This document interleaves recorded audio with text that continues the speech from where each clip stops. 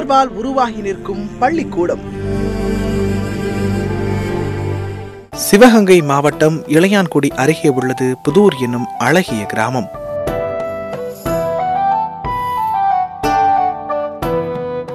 இவ்வூர் மக்களின் பிரதான தொழிலாக விவசாயம் திகழ்ந்து வருகிறது. முன்பொரு காலத்தில் கல்வி பயில வேண்டுமென்றால் இளையான்குடி உள்ளிட்ட பக்கத்து ஊர்களில் உள்ள கல்வி நிலையங்களுக்குத்தான் செல்ல வேண்டும். அப்பொழுது புதூர் கிராமத்தில் வாழ்ந்து வந்த ஹாஜி கே இப்ராஹிம் அலி நமது கிராமத்தில் இருந்து பக்கத்து ஊர்களுக்கு கல்வி பயில செல்லும் மாணவர்களின் சிரமத்தை கண்டார். அப்பொழுது அவரது சிந்தையில் நமதூரில் ஒரு உயர்நிலை கல்விக்கூடம் அமைக்க வேண்டும் எனவும் அந்த கல்விக்கூடம் அரசு உதவி பெறும் நிலையில் உருப்பெற்று செயலாற்றிட வேண்டும் என்றும் எண்ணினார். தனது எண்ணத்திற்கு செயல் வடிவம் கொடுக்க வேண்டி அன்றைய காலகட்டத்தில் இதற்கென 1 லட்சம் ரூபாயை நன்கொடையாக வழங்கினார். இதன் மூலம் 1971 உயர்நிலை பள்ளியாக தொடங்க பெற்று பின்னர் பலரின் பங்களிப்புடன் படிப்படியாக வளர்ச்சி பெற்று தற்போது ஹாஜி கே இப்ராஹிம் அலி மேல்நிலை பள்ளியாக நிலை பெற்று நிற்கிறது.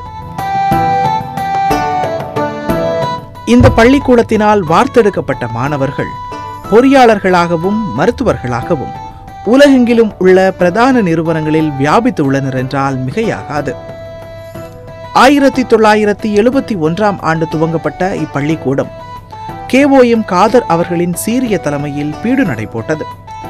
அவருக்கு உறுதுணையாக அன்றைய காலகட்டத்தில் பல்வேறு நபர்கள் உடலாலும் உழைப்பாலும் அளப்பரிய பங்கை ஆற்றியுள்ளனர். இந்நிலையில் 1973 ஆண்டு இப்பள்ளிக்கூடத்தை செம்மையாக வழிநடத்தி வந்த KOM காதர் நிர்வாக பொறுப்பை SE ராவுத்தர் அவர்கள் வசம் ஒப்படைத்தார். பின்னர் MASC காதர் பாட்ஷா அவர்கள் பள்ளி தாளாளராக பொறுப்பேற்றுக் கொண்டார். இதனைத் தொடர்ந்து பல்வேறு துறைகளில் சாதனையாளர்களை உருவாக்கிட வேண்டும் என்ற நோக்கோடு இப்பள்ளிக்கூடத்தை செம்மையாக வழிநடத்தினார்கள். இவர்கள் காலத்தில் ஏராளமான மாணவர்கள் பள்ளியிலிருந்து அதிக அளவில் தேர்ச்சி பெற்று பள்ளிக்கு பெருமையை தேடி தந்தனர். குறைந்த அளவிலான கட்டிட வசதிகளை கொண்ட இப்பள்ளிக்கூடத்தின் நிலைமையை உணர்ந்த பள்ளியின் தாளாளர் MASC காதர் பாட்ஷா அன்றைய சிவகங்கை நாடாளுமன்ற உறுப்பினரிடம் தொகுதி மேம்பாட்டு நிதியில் இருந்து சுமார் 4.5 லட்சம் மதிப்பீட்டில் வகுப்பறைகளை கட்டித்தர வேண்டும் என கோரிக்கை விடுத்தார். அவர் மேற்கொண்ட சீரிய முயற்சியால் புதிய கட்டிடங்கள் கட்டப்பட்டு பள்ளிக்கூடம் இறுதி வடிவத்தை பெற்றது. புதிய கட்டிடங்கள் அன்றைய மத்திய நிதித்துறை அமைச்சர் ப. சிதம்பரம் அவர்களால் துவக்கி வைக்கப்பட்டது. இந்நிலையில் இந்த பள்ளிக்கூடத்தை வழிநடத்தி வந்த MASC காதர் பாட்ஷா உடல்நலக்குறைவு காரணமாக இறைவனடி சேர்ந்தார்.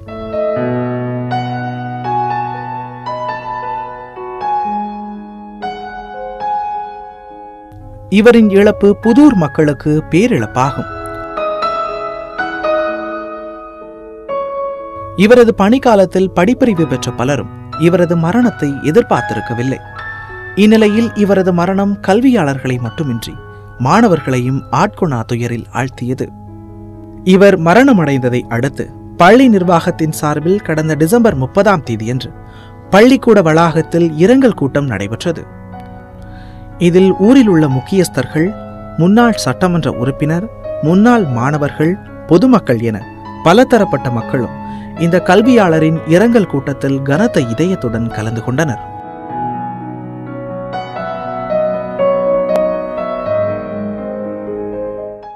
ஒரு அருமையான நூலகம் இந்த பள்ளிக்கூடத்தில் இருக்க வேண்டும் என்பதற்காக பல சேவைகளை செய்தவர் மாணிக்கம் என்பதை நான் அறிவேன். அவர் சொன்ன வார்த்தைகள்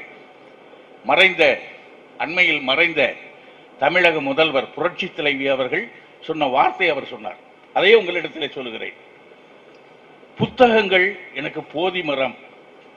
அந்த அம்மையார் சொல்லியிருக்கிறார்கள், புத்தகங்கள் எனக்கு போதி மரம் என்று சொன்னவர்கள் ஜெயலலிதா அவர்கள். அதற்காக இந்த பள்ளிக்கூடத்தில் ஒரு அருமையான லைப்ரரி, அருமையான லேப், அருமையான சூழ்நிலை அனைத்திலுமே இந்த வட்டாரத்தில் முதன்மை பள்ளிக்கூடமாக இது விளங்க வேண்டும் என்பதற்காக தன்னையே தியாகம் செய்த இந்த மாணிக்கத்திற்கு நினைவஞ்சலி செலுத்துகின்றோம். நிச்சயமாக நமது துஆவை, நமது பிரார்த்தனையை இறைவன் ஏற்றுக்கொள்வான் என்ற நம்பிக்கை நமக்கு இருக்கிறது. யா அல்லாஹ், மறைந்த பள்ளியினுடைய தாளாளர் பெருந்தகை காதர் பாட்சா அவர்கள் அறிந்தோ அறியாமலோ தெரிந்தோ தெரியாமலோ அவர் செய்த பாவங்கள் குற்றங்கள் அனைத்தையும் மன்னித்துக் கொண்டு, ஏனென்றால் யா அல்லாஹ் நீ பாவங்களை மன்னிப்பதிலே மன்னிப்பு கொடுப்பதிலே மிக வல்லவன், மிக பெரியவன். அந்த அடிப்படையிலே கேட்கின்றோம். அன்னாருக்கு மறுமையிலே ஜன்னத்துல் ஃபிர்தௌஸ் என்று சொல்லக்கூடிய ஒரு அருமையான சொர்க்கத்தில் அவருக்கு இடம் தந்தருள்வாயாக. அவருடைய பிரிவால் துயருற்றிருக்கக்கூடிய அவருடைய குடும்பத்தார்கள், உற்றார் உறவினர்கள், ஆசிரிய பெருமக்கள், மாணவ செல்வங்கள், ஜமாத்தார்கள் அனைவருக்கும் சபூர் என்னும் பொறுமையை தந்தருள்வாயாக என்று இருகரமின்றி உங்கள் சார்பிலே துஆ செய்து விடைபெறுகின்றேன். நன்றியோடு. இந்த பகுதியை பொறுத்தளவில் இந்த பள்ளி அமைந்திராவிட்டால் இங்கே இருக்கக்கூடிய கிராம மாணவர்கள்லாம் எதுவுமே படிச்சிருக்க முடியாது. பொதுவாக ஒன்றே ஒன்று சொல்லணும், அதாவது இந்த இந்தியாவை பொறுத்தளவில் இந்தியாவில் வந்து வெள்ளைக்காரன் ஆளுநைனா அவன் வந்து கொள்ளையடித்தோம்னு சொல்கிறான். இருந்தாலும் கூட இந்த நாட்டில் கல்வி கண்ணை திறந்தவர்கள் அவர்கள் தான். அவர்கள் இல்லாவிட்டால் இந்த கல்வியே இருக்காது நம்ம நாட்டை பொறுத்தளவில் இந்தியாவில். அது ஒரு குறிப்பிட்ட சமுதாயத்திற்கு மட்டும்தான் கல்வி அந்த நிலை இருந்தது. மாற்றியவர்கள் ஆங்கிலேயர்கள். அதை ஒத்துக்கிட்டு தான் ஆகணும். பொதுவாக சொல்லணும்னா இங்கு சிறுபான்மை இருக்கக்கூடிய கிறிஸ்தவ சமுதாயம், முஸ்லீம் சமுதாயம் இங்கு இல்லாவிட்டால் அவர்கள் இங்கே கல்வியே இருக்காது. பெரும்பான்மை இருக்கக்கூடிய இந்துக்கள், இந்து சமுதாயத்துக்கு கூட கல்வி இல்லாமல் அவங்ககிட்ட ஆடு மாடு தான் மேய்ச்சிக்கு தெரிஞ்சிருக்கணும். குறிப்பிட்ட சமுதாய மக்கள் தான் வந்து பலன் பெற்றிருப்பார்கள். அந்த வகையில் இந்த இளையான்குடி பகுதியை பொறுத்தளவில் அதிகமாக இருக்கக்கூடிய முஸ்லீம் கல்வி நிறுவனங்கள் தான் இங்கு இருக்கக்கூடிய கிராம மக்களுக்கெல்லாம் கல்வி கண்ணை திறந்து என்பதை நன்றியுணர்வோடு இந்த நேரத்தில் நான் உங்களுடைய பகிர்ந்து கொள்ள விரும்புகிறேன். இந்த பகுதியை பற்றி சொன்னாங்க, இந்த மாதிரி காட்டுக்கருவிழா இருக்குது, இது வந்து நல்லா மாற்றினாங்க அப்படின்னு சொன்னாங்க. அதே மாதிரி நம்ம பகுதியாக அப்படித்தான். இந்த கல்லூரியாக இருக்கட்டும், இங்கே இருக்கிற எல்லா உயர்நிலை பள்ளி, இந்த மாதிரி பள்ளி இல்லாட்டினா நம்ம அந்த பகுதியை ஒரு மோசமான பகுதியாக தான் இருக்கும். இப்போ நம்ம தாளரை பற்றி ஒருவரில் சொல்லணும்னா அவர் ஒரு புன்னகை மன்னன். அவரை பொறுத்தவரையில் ஒரு எதை சொன்னாலும் கூட ஒரு அமைதியாக ஒரு புன்னகையால் அவர் பதில் இருக்கும். நம்ம அவர் சொல்லக்கூடிய கருத்துக்கள் ஏற்றுக்கொள்ள முடியாமல் இருந்தால் கூட அதற்கு அவர் சாதுரியமாக பதில் சொல்வார். இந்த பள்ளி வந்து 40 வருஷம் அவர் தாளாளர் இருந்திருக்காரு, நான் 4 வருஷம் வந்திருக்கேன், என்னால் முடியலைன்னு இங்கே இருக்கக்கூடிய அவரை ஒத்த ஒரு பேராசிரியர். அவர் இன்னும் சொல்ல போனால் கல்வியிலேயே அவரை விட இவர் வந்து நல்ல பேராசிரியர் வந்து ஐயா முசாவர். அவரே அப்படி சொல்லிட்டாருன்னா ஒரு 40 வருஷம் ஒரு அந்த நிறுவனத்தை நடத்தக்கூடியதுக்கு அவருக்கு எப்படி இருக்கு, மனப்பக்குவத்தை நல்லா இருந்துக்காரு. அந்த வகையில் தான் இந்த கல்வி நிறுவனம் வளர்ந்திருக்கிறது. அவரது புகழ் என்றென்றும் நிலைத்திருக்க வாழ்த்தி வாய்ப்புக்கு நன்றி கூறி விட நன்றி, வணக்கம். சார் சொன்னாங்க வந்து 4 வருஷமாக கரஸ்பாண்டனாக இருந்து 10 வருஷம் மூவ் ஆகிட்டேன்னு சொல்லி. அந்த மாதிரி எங்கள் ஆசிரியர் சொன்னாங்க 1 வருஷம் இருந்ததில் எனக்கு 9 வருஷம் கூடி போச்சுன்னு சொல்லி. ஆனால் நான் சொல்லுவேன், எங்கள் அண்ணன் மாணிக்கம் என்ற காதர் வச்சா 40 வருஷம் இருந்ததை 4 வருஷமாக பாதிச்சுக்கிட்டாங்க. அவங்களுடைய குவாலிட்டியாக இருந்தேன். எனக்கு அவங்க பல முறை ரகசியமாகவும் எனக்கு நேரில் வந்தும் நான் இறந்து போயிட்டாங்க, இனிமேல் அவங்க மேலே பெட்டிஷன் போட முடியாதுங்கிற தைரியத்தில் நான் பேசுகிறேன். நேரடியாகவும் என்னுடைய ஃபோன்லையும் பேசி ஜபர்லா எச்சரிக்கையாக இருப்பான் பல முறைகளில் பல நேரங்களில். யாருக்கும் தெரியாது, நான் எந்த அழைப்புக்கும் இதுவரை அவங்க வராமல் இருந்ததே இல்லை. அந்த அமைதி, அந்த உறுதி, மனசில் உறுதி அவங்கள்ட்ட நான் பார்த்துருக்குறேன். அவங்கள்ட்ட நான் நிறையா கற்றுருக்கேன். அவங்கள்ட்ட சார் சொன்ன மாதிரி பேச்சு அதிகம் கிடையாது. அவங்கள்ட்ட மன உறுதி. இதை டிசைட் பண்ணால் அதை யாரும் மாற்ற முடியாது. No compromise. அவங்கள்ட்ட உள்ள ஒரு பெரிய பெரிய பழக்க வழக்கம். அவங்க இப்படி இறப்பாங்கன்னு சொல்லி நாங்கள்லாம் கற்பனை பண்ணி கூட பார்க்கல. இறைவன் அவளை வந்து கூடிய சீக்கிரம் எடுத்துக்கிட்டான். அவங்களுடைய ஆசைகளை நிறைவேற்றின. அவங்களுக்கு என் மேலே ஒரு சின்ன 2-3 பிரியங்கள் என்ன கேட்டியலாக்க, நம்ம கல்லூரியில் இந்த கேம்பஸ் வால் கட்டினது எனக்கு பல முறை என்ன சொல்லுவாங்க, அப்பா நான் கட்ட முடியலையாம்பாங்க. அதை இப்போ உள்ள நிர்வாகங்கள் அதை செயல்படுத்தி முடிக்கணும்னு சொல்லி என்னுடைய தாழ்மையான விண்ணப்பத்தையும், அதே மாதிரி அவ எனக்கு புகழ்ச்சியாக சொன்னதை நீங்கள் நிறைவேற்றுங்க, அதை வேற ஒன்றும் இல்லை. அதே மாதிரி நாங்கள் இந்த வாட்டர் சிஸ்டம் போட்டு கொடுத்தது அதையும் நீங்கள், ஏன்னா எல்லாருமே புதரை பொறுத்தவரையில் தனவந்தர்கள் ஜாஸ்தி, நினைச்ச நேரத்தில் நினைச்ச மாத்திரத்தில் முடிக்கக்கூடிய சக்தியும் திறமையும் இந்த புதூர் மக்களுக்கு உண்டு. அதனால அது 2 காரியங்களையும் அவர்களுடைய சார்பாகவும் அவருடைய ஞாபகார்த்தமாகவும் முடிக்கும்படி மிகவும் பணிவன்புடன் கேட்டுக்கொள்கிறேன். இப்படி எங்கள் தகப்பனார் காலத்திலிருந்தே எங்களுக்கு புதூரில் தொடர்புகள் நிறையா உண்டு. இன்னைக்கு அவங்க அலாவுதீன் இருக்கிறாங்க, சச்சா இருக்கிறாங்க. அதே மாதிரி எங்கள் தகப்பனாருக்கு உற்ற நண்பர் எங்கள் முதலாளி, நான் முதலாளின்னு சொல்லுவேன், ராவுத்தர்.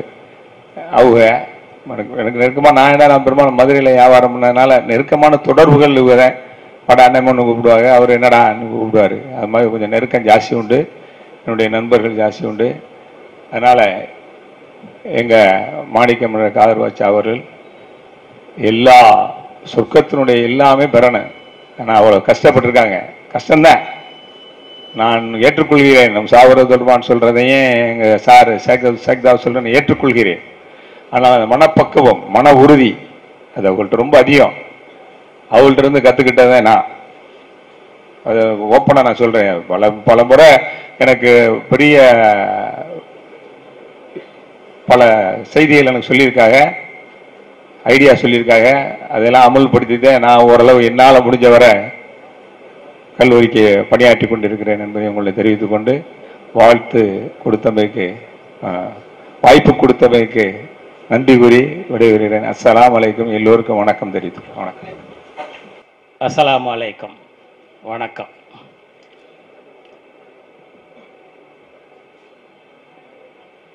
ஜனாப் மர்ஹூம் எம்ஏசி காதர் பாட்சா அவர்கள் கடந்த 40 ஆண்டுகளாக பள்ளியின் தாளாளராக இருந்து வந்திருக்கிறார்கள். எனக்கு அவரை சுமார் 30 ஆண்டுகளுக்கு முன்னாலே தெரியும். அவர் மட்டுமல்லாது அவர் குடும்பத்தில் உள்ள அனைவரும் எனக்கு மிக நெருக்கமான எனது குடும்ப உறுப்பினர்கள், குடும்ப உறவினர்கள் போல் இருப்பார்கள். குறிப்பாக அப்துல்லா, நாசர், சிக்கந்தர் சார் இவர்கள்லாம் எனக்கு ரொம்ப நெருக்கம். 1971ஆம் ஆண்டில் 270 மாணவர்களையும் 10 ஆசிரியர்களையும் கொண்டு ஆரம்பிக்கப்பட்ட இப்பள்ளி இன்று ஆயிரக்கணக்கில் மாணவர்களையும் ஆசிரியர்களையும் சுமார் 30 ஆசிரியர்களையும் கொண்டு இப்பள்ளியை மிக நேர்மையாக மன உறுதியுடன் இந்த பள்ளியை நடத்தி வந்தது மிகவும் ஆச்சரியத்துக்குரிய ஒன்றாகும். இப்பள்ளியின் வளர்ச்சிக்கு எந்த விதத்திலும் என்னென்ன முயற்சிகள் எடுக்க வேண்டுமோ அவை அனைத்தையும் அவர் செய்து வருவார்.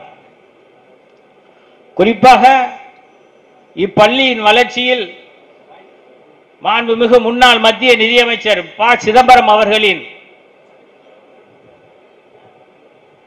நிதி உதவியால் வகுப்பறை கட்டடங்களும், அதேபோல் திரு சுதர்சன நாச்சியப்பன் அவர்களின் முயற்சியால், அவர்களின் நிதி உதவியால் 2 வகுப்பறை கட்டடங்களும் கட்டி கொடுக்கப்பட்டன. எப்போதுமே அவர்கள் காங்கிரஸ் கட்சியில் ஒரு பிடிப்புடன் இருப்பார்கள். எப்பொழுது பள்ளியை பற்றியே நினைத்துக் கொள்வார்கள். சாயந்தரம் ஆனால் பள்ளியின் முன்னால் ஒரு சேரை தூக்கி போட்டு உட்கார்ந்து இருப்பாங்க.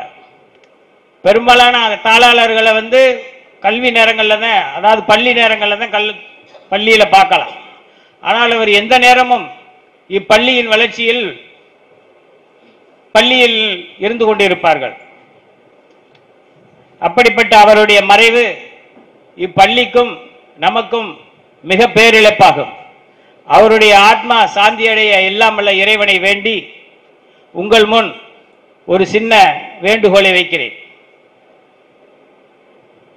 அவர் சார்பாக ஒரு நினைவு வளைவு அல்லது ஒரு கலையரங்கம் கட்டி அவரது பெயரை அதற்கு சூட்டுமாறு கேட்டுக்கொள்கிறேன். அதற்கு எங்களினால் ஆன முன்னாள் நிதியமைச்சர் அவர்களின் உதவியுடன் கலையரங்கம் கட்டுவதற்கு என்னாலான முயற்சியை நான் செய்வேன்.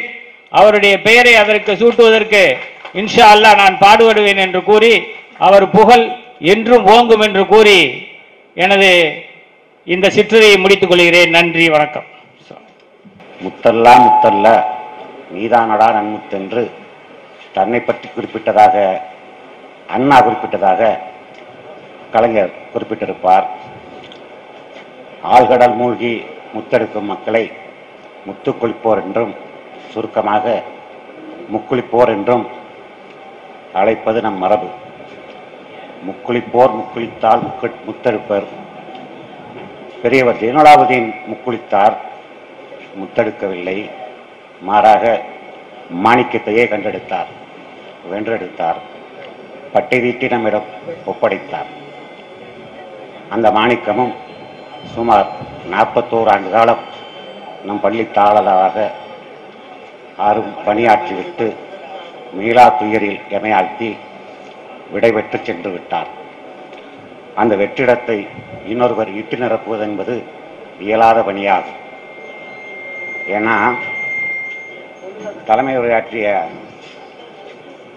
பேராசிரியர் சிக்கந்தர் அவர்களும் டாலர் முசாபரன் அவர்களும் குறிப்பிட்ட மாதிரி, மற்ற எல்லாருமே சொன்ன மாதிரி, மற்ற நிர்வாகத்துக்கும் ஸ்கூல் நிர்வாகத்துக்கும் வித்தியாசம் இருக்கு. ஸ்கூலோ காலேஜோ எஜுகேஷனல் அட்மினிஸ்ட்ரேஷன், அது பெரிய வித்தியாசம். எப்ப எந்த பிரச்சனை அடிக்கும்னு தெரியாது. பயலுக்கும் பிரச்சனை, பயலுக்கும் வாத்தியாருக்கும் பிரச்சனை, வாத்தியாருக்கும் பிரச்சனை, வாத்தியாருக்கும் நிர்வாகத்துக்கும் பிரச்சனை, நிர்வாக குழுவுக்குள்ளே பிரச்சனை. இதை விட டேஞ்சர் வெளியிருந்து வர பிரச்சனை, வெளியிருந்து வர பிரச்சனை. அதாவது இது ரொம்ப சென்சிட்டிவ் ஏரியா. சாதா பிரச்சனை ஜாதி பிரச்சனை ஆயிரும். எப்ப எப்படி மாறும் தெரியாது. அப்படித்தான் நம்ம ஸ்கூல்ல ஒரு சமயம் 10வது படிக்கிற பிள்ளை மாணவியை ஒரு ஆசிரியர் அடிச்சு விட்டார். அந்த மாணவி இந்த ஆசிரியர் 2 பேரும் நேரெதிர் சமூகத்தை சேர்ந்தவங்க. அந்த ஜாதிக்காரன் பிள்ளை அடிக்கிறதான்னு ஊகோன்னு அள்ளி போட்டு கத்தியும் கிடப்பாறையுமா 50-100 பேர் திரண்டு வர, அந்த வாத்தியாரை கண்டவன் நம்ம வெட்டுவான், இந்த பள்ளிக்கூடத்தை சில்லா இடிப்பான்னு கூகுண்டு இங்கே வர ஹெட்மாஸ்டர் பதறி போய் ஓடி போய், ஐயா தாளர் இல்லை, கரஸ்பாண்ட் இல்லை, வீட்டில் இருக்கிறார், இன்னும் வரல, நீங்கள் என்ன வேண்டாலும் செஞ்சுக்கிடுங்க. அவர்கிட்ட ஒரு வார்த்தை சொல்லிட்டு இங்கே வந்து எதுவும் செய்யுங்க. எங்கள் கையிலையும் அறுவாலை கொடுங்க, நாங்கள் 2 வெட்டு வெட்டுறோம். எங்கள் கையில் கடப்பாறை கொடுங்க, நாங்கள் சேர்ந்து இடிக்கிறோம் கட்டடத்தை. அவர்கிட்ட ஒரு வார்த்தை சொல்லிட்டு வாங்க அப்படிங்க. வந்தவரில் ஒரு 4-5 பேர் கரஸ்பாண்டு பெரிய ஜேம்ஸ் பாண்டு அப்படின்னு நேராக அவரை போய் பார்க்க. வந்தவன் பூரா அப்படியே அலர்ட்டா நிற்கிறான். இவங்க எங்கேயும் தப்பிச்சு போயிடாம நின்று பார்த்தவன் 10 நிமிஷம் 1/4 மணி நேரம் கழிச்ச உடனே மரத்தடியில் உட்காந்துட்டாங்க. நம்ம ஆளுங்க எங்கே உட்கார்ந்தா எந்திரிச்சு ஓட முடியாமல் போயிடுமோட்டு கால் வலிக்க 40 நிமிஷம் நின்றுக்கிறாங்க. போனவங்க 40 நிமிஷம் கழிச்சு வர்றாங்க. வந்து 2 பேர் அவங்க வந்த உடனே இந்த ஆளு கூட எந்திரிச்சிச்சு அலர்ட்டா. வந்தவன்ல 2 பேரை பாரா போட்டுட்டான். இன்னும் 2 பேர் முன்னால் நடக்கிறாங்க. வாத்தியார் பூரா ஸ்லோ மோஷன்ல ஸ்டெப்பை பின்னால் எடுத்து வைக்கிறாங்க. ஓடியாந்து ஹெட்மாஸ்டர் கையையும் அந்த வாத்தியார் கையையும் பிடிச்சி, ஐயா நாங்கள் வந்தது தப்பு, நீங்கள் வந்து இன்னுமே எங்கள் புள்ள என்ன தப்பு பண்ணாலும் நீங்கள் கடுமையாக நடவடிக்கை எடுங்க, தண்டனை கொடுங்க, நாங்கள் எதுவும் கேட்க மாட்டோன்ட்டாங்க. அதுக்கப்புறம் காசு பண்ணிட்டு எத்தனையோ விதமாக கேட்டாச்சு, என்னங்க சொல்லி அவங்களை ஆஃப் பண்ணியாண்டு. அவர் இதுக்கெல்லாம் மௌனமாக சிரிப்பார். அது மௌன சிரிப்பா மர்ம சிரிப்பான்னு தெரியாது. பெரும்பாலும் அவருடைய பதில் மௌனமாக தான் இருக்கும். இப்போ என்ன மாதிரி ஆளுகள்லாம் மணிக்கணக்கில் பேசுகிறாலும் கடைசியாக என்ன பேசுகிறான் அப்படின்னு விளங்காது. கேட்பார், இதமா ரொம்ப நேரம் பேசுனா நான் என்னடா பேசுறேன்னு தெரியல அம்மாங்க. ஆனால் அவருடைய மௌனத்துக்குள்ள ஒரு அடர்த்தியான அர்த்தம் இருக்கும். ரொம்ப எந்த விதமான நம்ம முசாபரன் சொன்னாங்க, இப்போ நல்லடக்கத்தன்னைக்கு சொன்னாங்க, தாளாளருடைய நல்லடக்கத்தன்னைக்கு 1 வருஷம் வேலை பார்த்தேன். அவர் டாக்டர் சுந்தரராஜன் நினைக்கிறேன். டாக்டர் சுந்தரராஜன் போய் கேட்டாங்களாம், பிபிலாம் எக்கச்சக்கமாக எகிரி போய் நிற்குத, என்ன ஆச்சு உனக்கு, 1 வருஷமா என்ன பிரச்சனை அப்படின்னு. கரஸ்பாண்டா 1 வருஷமா ஒர்க் பண்ணுறேன் அப்படின்னாராம். நம்ம ஆளு 40 ஆண்டு காலம் ஒர்க் பண்ணாலும் என்ன பதட்டமும் இருக்காது. மத்தியானம் 2 மணிலேருந்து 4 மணி வரைக்கும் தூங்குறது அவர் பழக்கம்.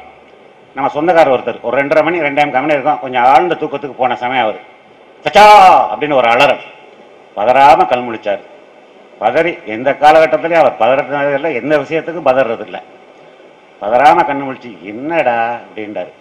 எம்மனாட்டி டைவர்ஸ் பண்ணணும், போடா போயிட்டு 5 மணிக்கு வா, 5:30 மணிக்கு டைவர்ஸ் பண்ணுவாண்டார். பாட்டி போகவே இல்லை, வீட்டு வாசல்ல உட்காந்துட்டு 5:30 மணிக்கு மறுபடியும் கேட்க டைவர்ஸ் பண்ணணும். போயிட்டு 10 நாள் கழிச்சு வா டைவர்ஸ் பண்ணிடுவான். நீ சவ்விலுக்குள் இருப்ப, நான் என்னால் முடியாது. 10 நாள் கழிச்சு வா, இன்னைக்கு தேதி 10, 20ஆம் தேதி வா, 10 நிமிஷத்தில் கூப்பிட்டு விட்டு டைவர்ஸ் பண்ணிடுவான். பக்கத்தில் உள்ளவங்க கேட்டிருக்கிறாங்க, என்னங்க இப்படி நீங்கள் வாட்டுக்கு உறுதி சொல்லி அனுப்புறேன். இவன் 8 நாள் கூட கடைச்சோறு திங்க ஹோட்டலில் சாப்பிட மாட்டான், 9 நாள் போய் குடும்பத்தோடு சேர்ந்துருவான். பார்ட்டி கணிச்சா துல்லியமாக இருக்கும். அந்த தடவை தவறிடுச்சு. 5ஆம் நாளே பொண்டாட்டியும் புருஷனும் பிள்ளைகளை கூட்டிகிட்டு பதவுக்குள்ளே போய் சிட்டுமா பார்த்துட்டு ஹோட்டலில் சாப்பிட்டு வந்துருக்கிறாங்க. அவர்கிட்ட வர்ற கேஸில் 90% டைவர்ஸ் கேஸ் தான் வரும். ஒரு டைவர்ஸ் கேஸு எந்த கேஸ் கொண்டு வந்தாலும் சரி 10 நாள் கழிச்சு வாம்பாரு. 10 நாள் கழிச்சு போனால் அந்த ஃபோன் நம்பர் கொடுக்காம போயிட்டீங்களா, இந்த ஃபோன் நம்பரை கொடுக்காம பாரு, திரும்ப 10 நாள் கழிச்சு போடும். 10 நாளா செவ்விழுப்பா இருப்பார். இந்த எஜமான் மாதிரி, சின்ன கவுண்டர் மாதிரி, நாட்டாம மாதிரி துண்டை உதறி தோல்ல போட்டுட்டு தீர்ப்பு சொல்றது ஒரு பழக்கமே கிடையாது. அநேகமா அதுக்கு பயந்துட்டு அவர் துண்டே போடல நினைக்கிறேன்.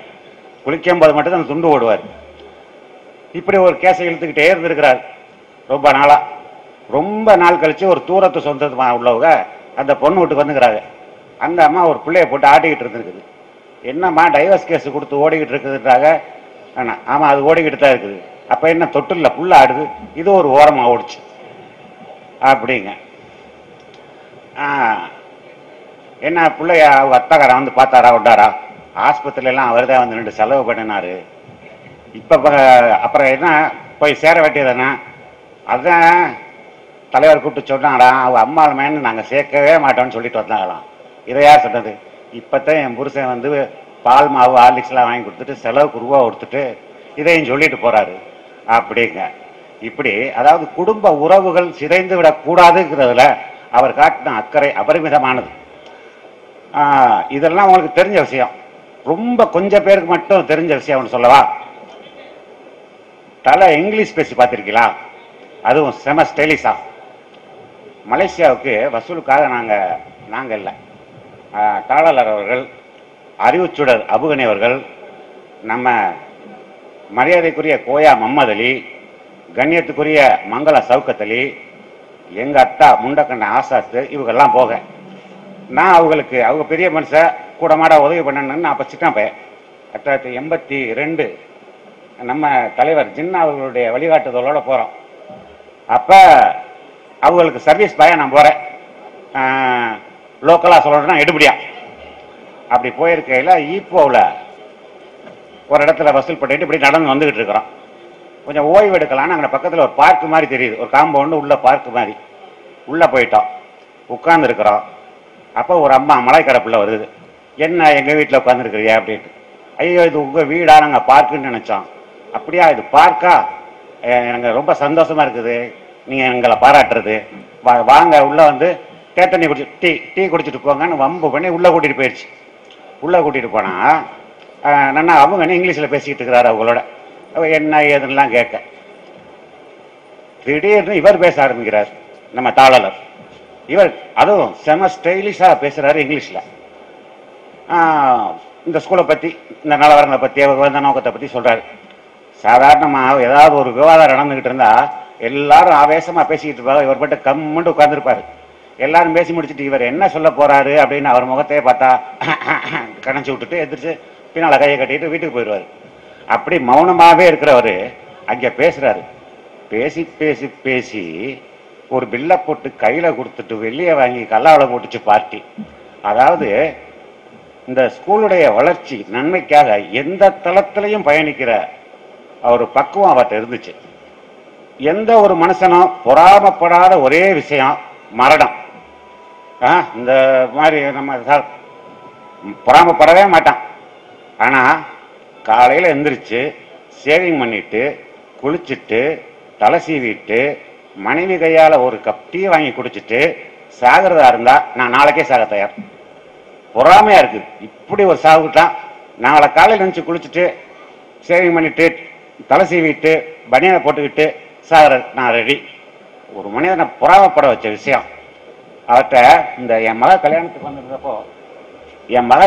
வந்தப்போ அவர்கிட்ட கேட்டேன், இந்த மாதிரி நன்னா ஜெயலலிதாவினுடைய பேரு நினைவு கூறாமே இருக்கிறீங்களா?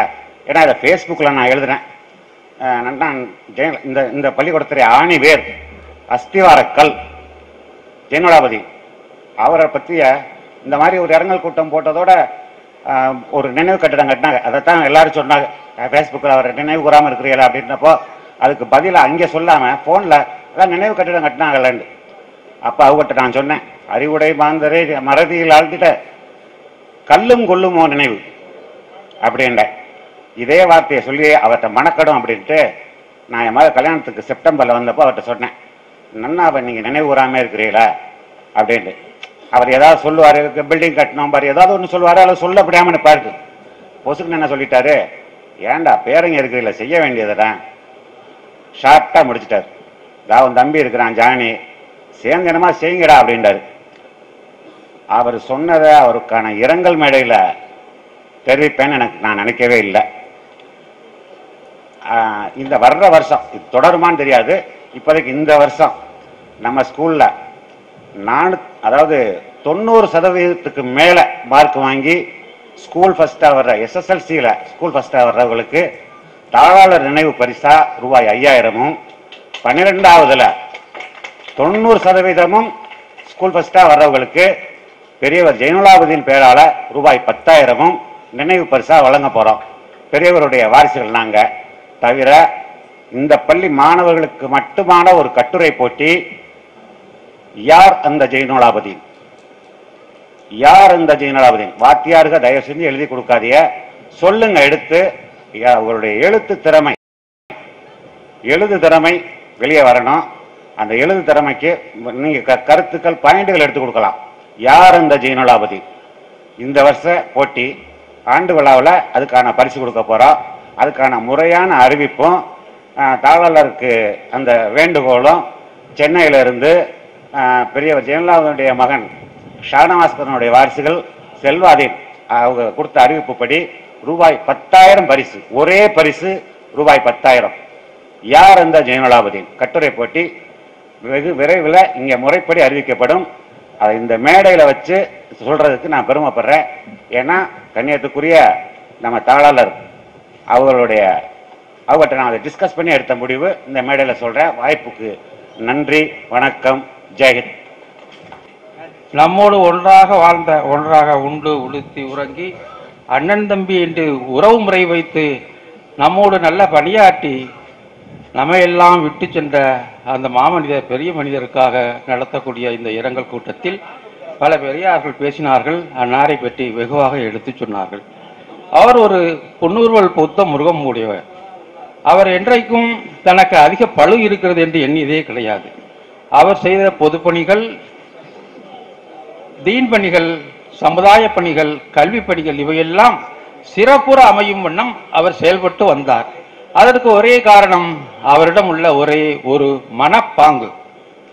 அல்லாஹ் மனிதனை படைத்து எந்த அளவுக்கு அவனுக்கு உயர்த்தி வைத்துகிறான் என்றால், அவனது மனதை கொண்டு மனிதன் அல்லாஹ்வை உயர்த்தி வைத்துக் கொள்ளான்.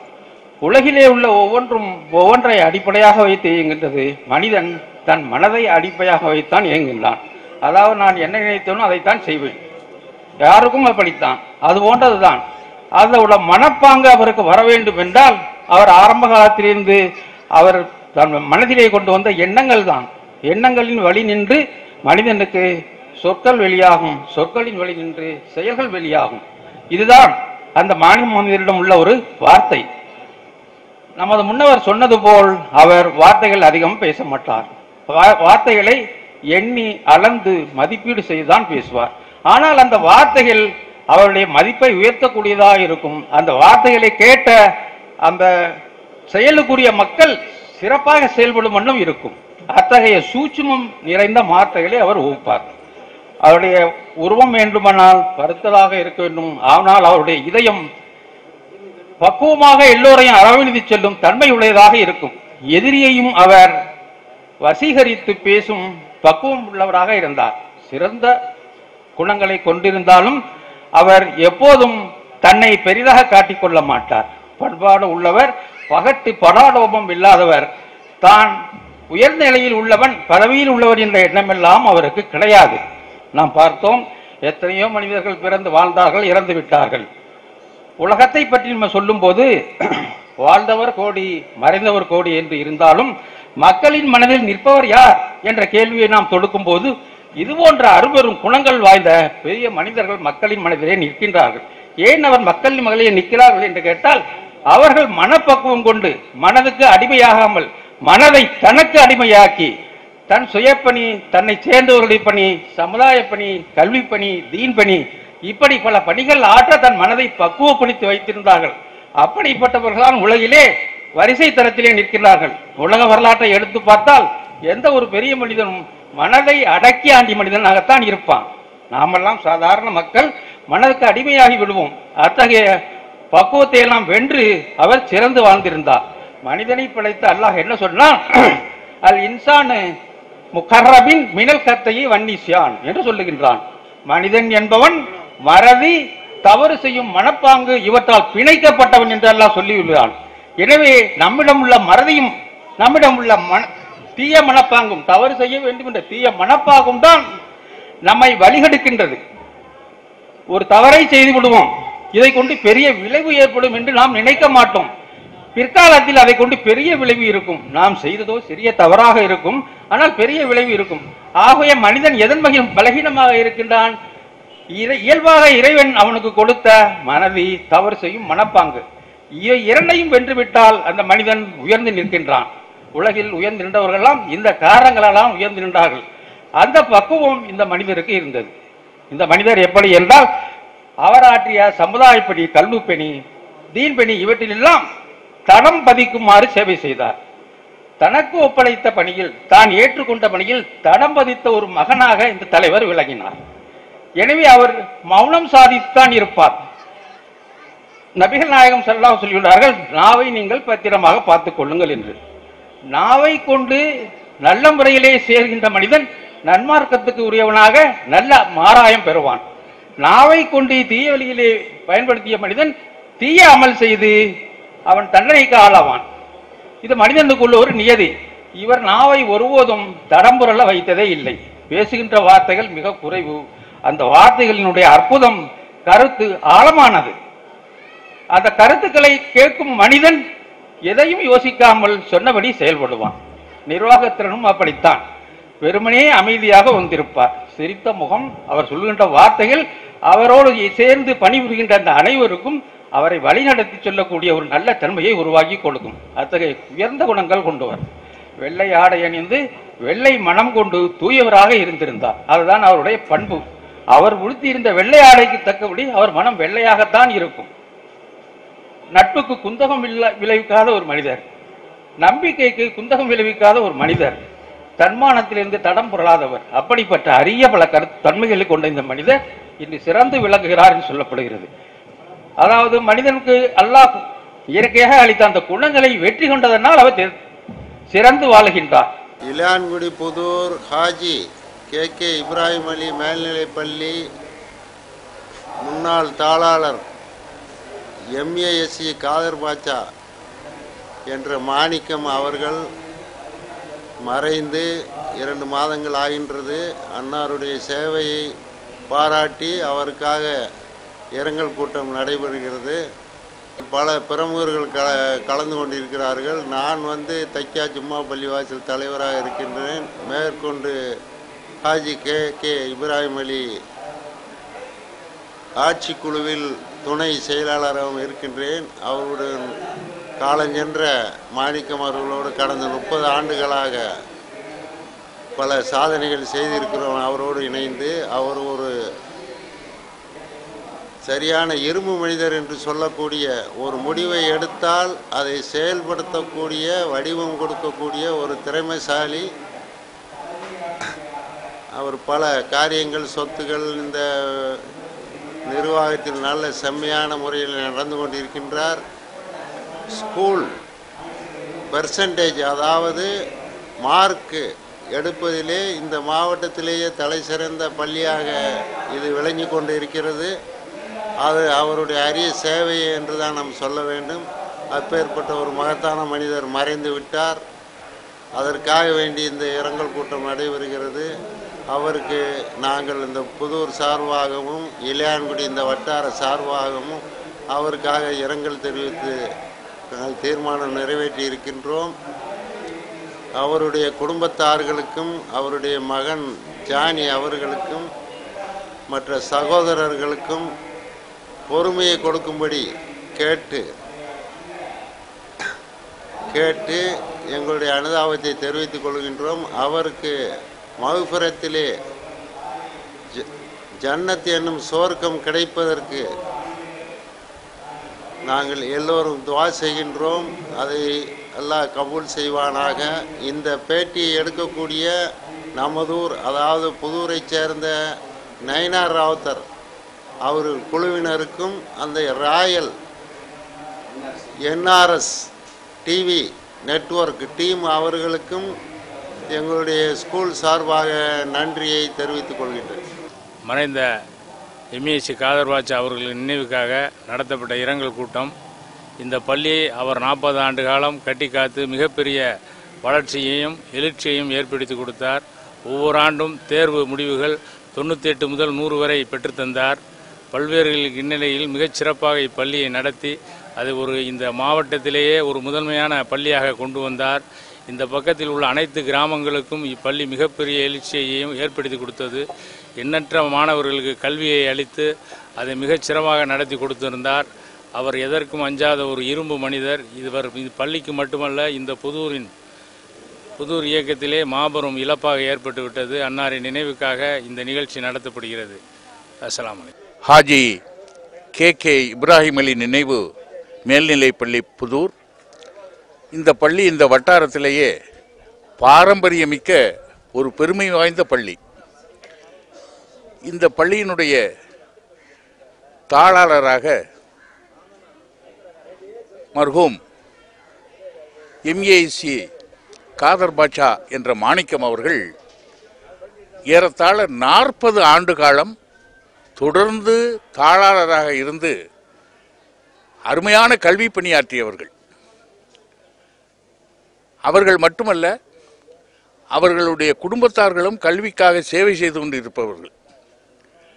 அன்னாருடைய அண்ணன் பேராசிரியர் பெருந்தவை சிக்கந்தர் அவர்கள் டாக்டர் ஜாகிர் ஹுசைன் கல்லூரியிலே நீண்ட நெடிய நாள் பேராசிரியராக இருந்து அருமையான கல்வி பணி ஆற்றி கொண்டிருக்கக்கூடியவர்கள். இந்த பள்ளியினுடைய ஆட்சி மன்ற குழு உறுப்பினர்கள் அனைவருமே இந்த பள்ளியினுடைய முன்னேற்றத்திலே மிகுந்த அக்கறை கொண்டு இந்த பள்ளியை இந்த வட்டாரத்திலேயே முதல் நிலை பள்ளியாக ஆக்கி கொண்டிருக்கிறார்கள் என்பதை பெருமையோடு சொல்லிக் கொள்கிறார்கள். இந்த பகுதி வாழ் குழந்தைகளுக்கு, குறிப்பாக ஏழை குழந்தைகளுக்கு கல்வி கொடுப்பதிலே இந்த பள்ளியானது இந்த வட்டாரத்திலேயே முதல் நிலை பள்ளியாக இருக்கிறது என்பதை பெருமையோடு இந்த பகுதி வாழ் மக்கள் சொல்லிக் கொள்கின்றார்கள்.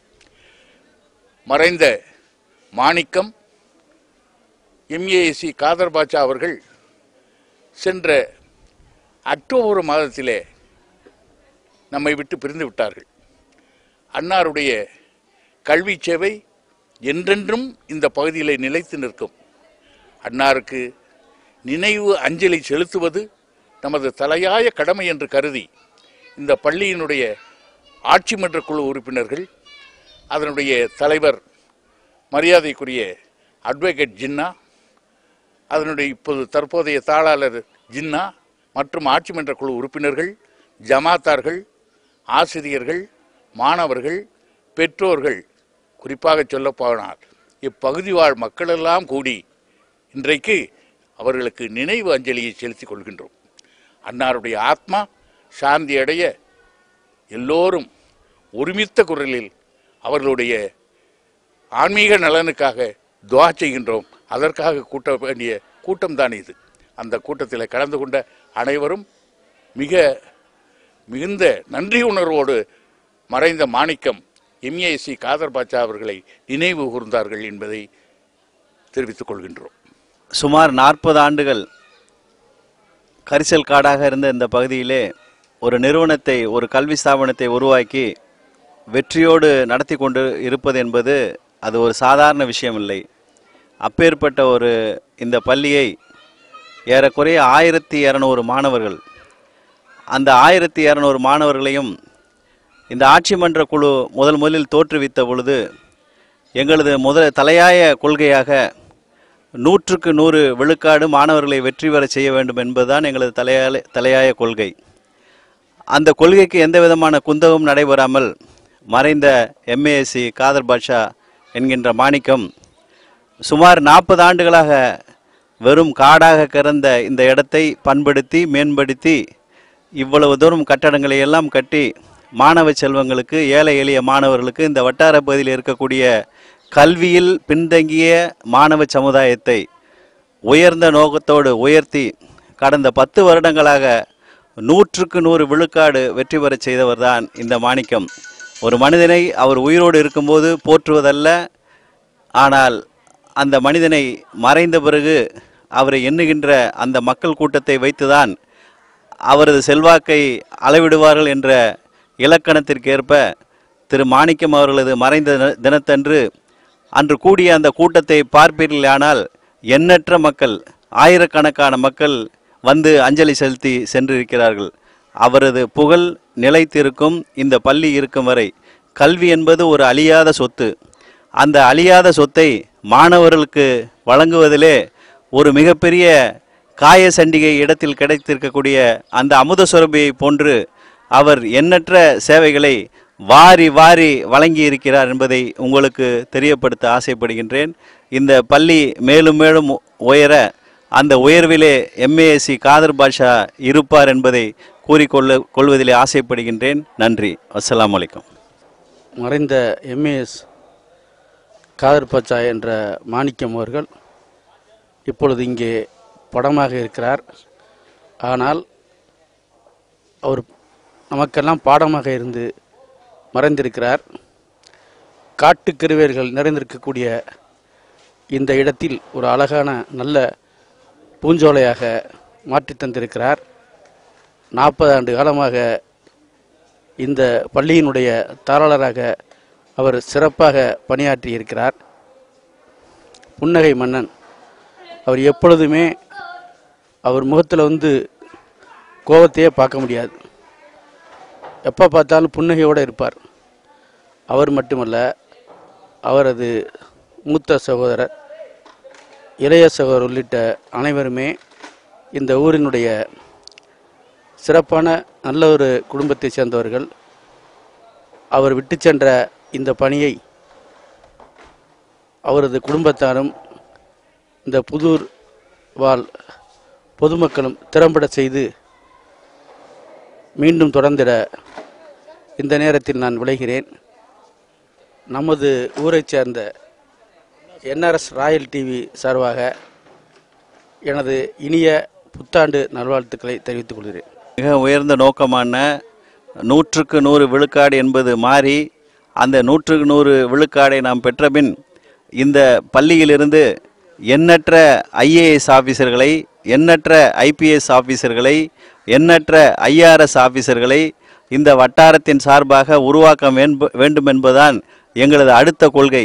அந்த கொள்கைக்கு எந்த மாறுபாடும் ஏற்படாமல் இருக்கக்கூடிய இந்த ஆட்சி மன்ற குழு அதற்காக அரும்பாடுபட்டு மிக சிறந்த கலெக்டர்களை, மிக சிறந்த இந்த பகுதிக்காக பாடுபடக்கூடிய உயர்ந்த இந்தியாவில் உயர்ந்த பதவியில் இருக்கக்கூடிய நபர்களை எல்லாம் உருவாக்கும் என்பதுதான் எங்களது அடுத்த கட்ட பயணம் என்பதை உங்களுக்கு கூறிக்கொள்வதிலே ஆசைப்படுகின்றேன். நன்றி. சிவகங்கை மாவட்டம் இளையான்குடி அருகே உள்ளது புதூர் என்னும் அழகிய கிராமம்.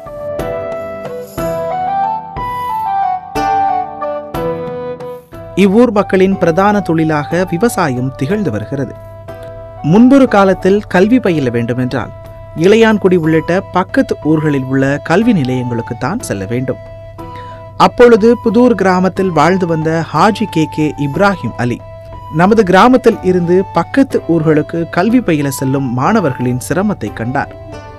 அப்பொழுது அவரது சிந்தையில் நமதூரில் ஒரு உயர்நிலை கல்விக்கூடம் அமைக்க வேண்டும் எனவும் அந்த கல்விக்கூடம் அரசு உதவி பெறும் நிலையில் உருப்பெற்று செயலாற்றிட வேண்டும் என்றும் எண்ணினார். தனது எண்ணத்திற்கு செயல் வடிவம் கொடுக்க வேண்டி அன்றைய காலகட்டத்தில் இதற்கென 1 லட்சம் ரூபாயை நன்கொடையாக வழங்கினார். இதன் மூலம் 1971 உயர்நிலை பள்ளியாக தொடங்க பெற்று பின்னர் பலரின் பங்களிப்புடன் படிப்படியாக வளர்ச்சி பெற்று தற்போது ஹாஜி கே இப்ராஹிம் அலி மேல்நிலை பள்ளியாக நிலை பெற்று நிற்கிறது. இந்த பள்ளிக்கூடத்தினால் வார்த்தெடுக்கப்பட்ட மாணவர்கள் பொறியாளர்களாகவும் மருத்துவர்களாகவும் உலகெங்கிலும் உள்ள பிரதான நிறுவனங்களில் வியாபித்து உள்ளனர் என்றால் மிகையாகாது. 1971 ஆண்டு துவங்கப்பட்ட இப்பள்ளிக்கூடம் KOM காதர் அவர்களின் சீரிய தலைமையில் பீடு நடை போட்டது. அவருக்கு உறுதுணையாக அன்றைய காலகட்டத்தில் பல்வேறு நபர்கள் உடலாலும் உழைப்பாலும் அளப்பரிய பங்கை ஆற்றியுள்ளனர். இந்நிலையில் 1973 ஆண்டு இப்பள்ளிக்கூடத்தை செம்மையாக வழிநடத்தி வந்த KOM காதர் நிர்வாக பொறுப்பை SE ராவுத்தர் அவர்கள் வசம் ஒப்படைத்தார். பின்னர் MASC காதர் பாட்ஷா அவர்கள் பள்ளி தாளாளராக பொறுப்பேற்றுக் கொண்டார். இதனைத் தொடர்ந்து பல்வேறு துறைகளில் சாதனையாளர்களை உருவாக்கிட வேண்டும் என்ற நோக்கோடு இப்பள்ளிக்கூடத்தை செம்மையாக வழிநடத்தினார்கள். இவர்கள் காலத்தில் ஏராளமான மாணவர்கள் பள்ளியிலிருந்து அதிக அளவில் தேர்ச்சி பெற்று பள்ளிக்கு பெருமையை தேடி தந்தனர். குறைந்த அளவிலான கட்டிட வசதிகளை கொண்ட இப்பள்ளிக்கூடத்தின் நிலைமையை உணர்ந்த பள்ளியின் தாளாளர் MASC காதர் பாட்ஷா அன்றைய சிவகங்கை நாடாளுமன்ற உறுப்பினரிடம் தொகுதி மேம்பாட்டு நிதியில் இருந்து சுமார் 4.5 லட்சம் மதிப்பீட்டில் வகுப்பறைகளை கட்டித்தர வேண்டும் என கோரிக்கை விடுத்தார். அவர் மேற்கொண்ட சீரிய முயற்சியால் புதிய கட்டிடங்கள் கட்டப்பட்டு பள்ளிக்கூடம் இறுதி வடிவத்தை பெற்றது. புதிய கட்டிடங்கள் அன்றைய மத்திய நிதித்துறை அமைச்சர் ப. சிதம்பரம் அவர்களால் துவக்கி வைக்கப்பட்டது. இந்நிலையில் இந்த பள்ளிக்கூடத்தை வழிநடத்தி வந்த MASC காதர் பாட்ஷா உடல்நலக்குறைவு காரணமாக இறைவனடி சேர்ந்தார்.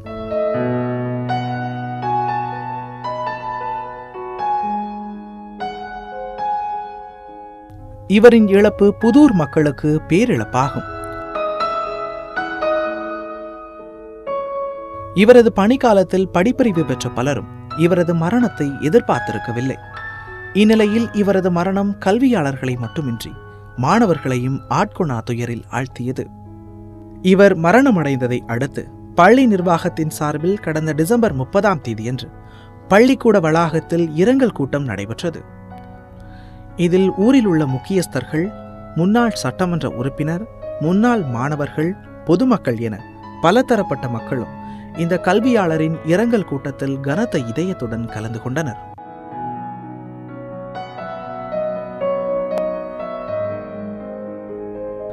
NRS ராயல் செய்திகளுக்காக ஆசிரியர் ராஜசேகர், ஒளிப்பதிவாளர் பிரதாப் சந்தருடன் ஹசன் மற்றும் ஐவின்.